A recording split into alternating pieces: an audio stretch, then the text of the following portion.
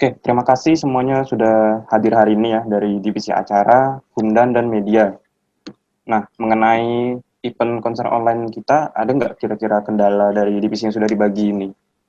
Divisi Humdan, gimana? Izin masuk Ketua. Ya, silakan. Laporan sampai saat ini, Humdan sudah menyebarkan pamflet Coming Soon, acara kita untuk mengundang massa yang disebarkan melalui Instagram dan broadcast WA. Oke, menarik. Lalu, divisi media? Izin masuk untuk masalah foto dan video sudah kami handle, dan juga tim media ada saran untuk mengkasetkan video supaya bisa menjadi kenang-kenangan dan juga bisa dipasarkan agar konser online yang kita adakan ini memberikan feedback untuk UKM kita. Oke, bagus. Tapi bentar, kalau mau dikasetkan kira-kira berapa biayanya? Divisi media gimana? Ya, izin masuk ya Ketua. Kemarin silakan. satu kaset sudah kami survei, dapatnya itu 50.000. Tapi untuk sekarang kita kasetkan satu saja dulu, nanti semisal ke depannya banyak yang tertarik, baru kita pesan lebih banyak lagi. Untuk dananya sendiri bisa pakai uang pribadi saya, jadi untuk masalah ini sepertinya aman aja. Oke deh, bagus. Nah, gini divisi acara udah siap? Izin masuk ya. Ya, silakan. Jadi kami dari tim divisi acara itu punya ide, gimana kalau misalnya kita ngundang artis terkenal buat jadi guest star kita. Kan harga tiket jadi bisa kita naikin. Gimana ya? Bisa sih kalau misalkan mau naikin harga tiket, tapi mau ngundang siapa? Nah, karena udah rapat tadi malam di divisi acara, kita kayaknya pengen banget ngundang Afgan. Selain dia karena dia karismatik, fansnya dia tuh ada di seluruh Indonesia, jadi nggak cuma di kota ini aja range penontonnya. Gimana? Ya. Ini serius divisi acara mengundang Afgan. Menurutku tuh dana kita tuh masih belum cukup sih sampai sekarang. Ya, tapi kan kita konser online, Bel. Jadi kita nggak makan duit konsumsi dong. Iya sih, Fat. Tapi ini tuh Afgan loh yang mau diundang. Kita tuh butuh jutaan buat bayar dia. Makanya kita naikin harga tiket. Tapi menurutku tuh tetap nggak ngebantu sih. Dana tiket itu nggak semuanya kita gunain buat bayar Afgan. Kita harus bayar aplikasi lah, buat seragam lah, dan semua tuh kan pakai uang, Fat. Ya iya dong, Mbak Bella. Tapi coba deh kamu pikirin, kalau misalnya kita ngundang Afgan, tuh kayak... Pokoknya ya, di kami itu juga ngerasa kesusahan. Apalagi tuh ya, di kala pandemi kayak gini, mau jual risol juga jarang laku. Kampus sudah tutup. Mau jualan air di gor lagi tutup kan sekarang. Karena lagi pandemi, makanya jualan apa kayak masker, hand sanitizer, kan banyak.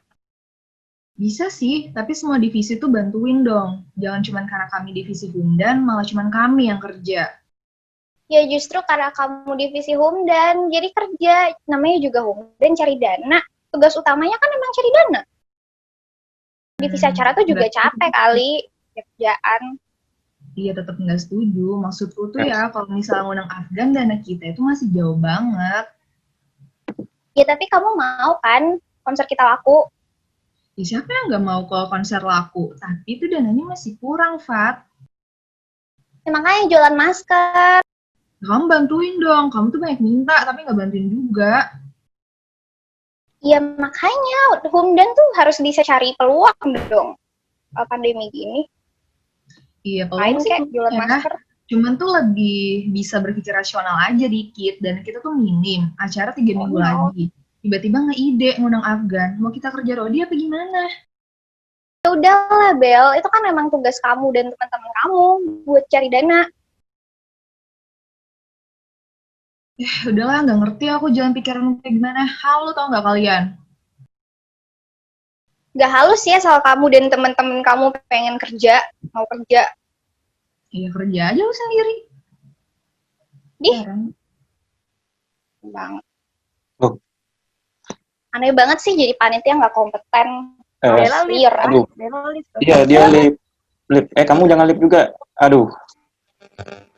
Ini kenapa lip semua? Lip sih baperan banget dah. Nggak asik banget kok. Tenang dulu semua. Kita belum ada hasil akhirnya. Nanti tolong gini aja deh. Kalian japri dia, Bella atau Anissa. Nanti kita lanjut lagi rapat. Nanti jadwalnya saya infokan lagi ya. Gimana? Bisa nggak? Bisa. Bisa, Oke, bisa. ya. Oke, makasih ya sudah hadir hari ini. Nanti saya japri juga mereka.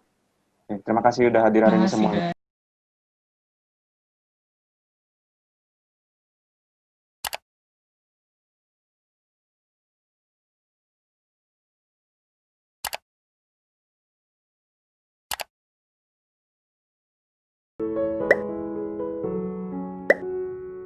Komunikasi antar persona adalah bentuk komunikasi yang terjadi dalam keadaan di mana pelaku atau subjek komunikasi bertatap muka. Mereka yang terlibat langsung dalam komunikasi antar persona merupakan komunikasi berbentuk ganda. Jadi mereka secara bergantian menjadi pembicara dan pendengar. Komunikasi antar persona juga sangat berpengaruh dalam mempersuasi orang lain, dalam mengubah sikap, opini, serta perilaku komunikan. Dan jika dilakukan secara bertatap muka langsung, akan lebih intensif karena terjadinya kontak pribadi antara komunikan dan komunikator. Konflik adalah suatu permasalahan sosial yang umumnya dipicu karena tidak adanya rasa saling mengerti dan toleransi terhadap kebutuhan dari masing-masing individu. Pengertian konflik menurut para ahli, salah satunya yang dikemukakan oleh Robbins, yaitu suatu proses di mana ada satu pihak yang merasa dirugikan, di mana pihak tersebut sudah memberikan dampak negatif terhadap pihak lainnya.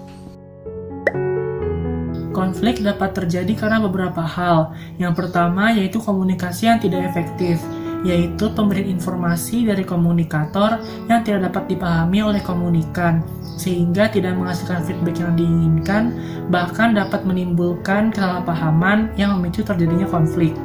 Yang kedua yaitu perbedaan persepsi dalam memandang dunia.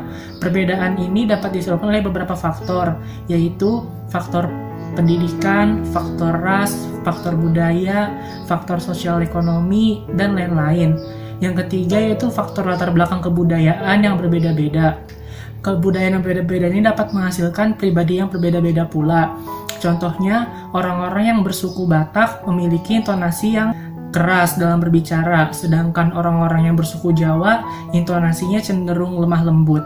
Yang keempat, yaitu perbedaan pendapat akan suatu hal. Seperti cuplikan pada rapat online tadi, dapat dilihat bahwa terdapat perbedaan pendapat dalam hal dana dan gestar yang akan diundang. Hal ini dapat menimbulkan konflik jika tidak ada pihak penengahnya.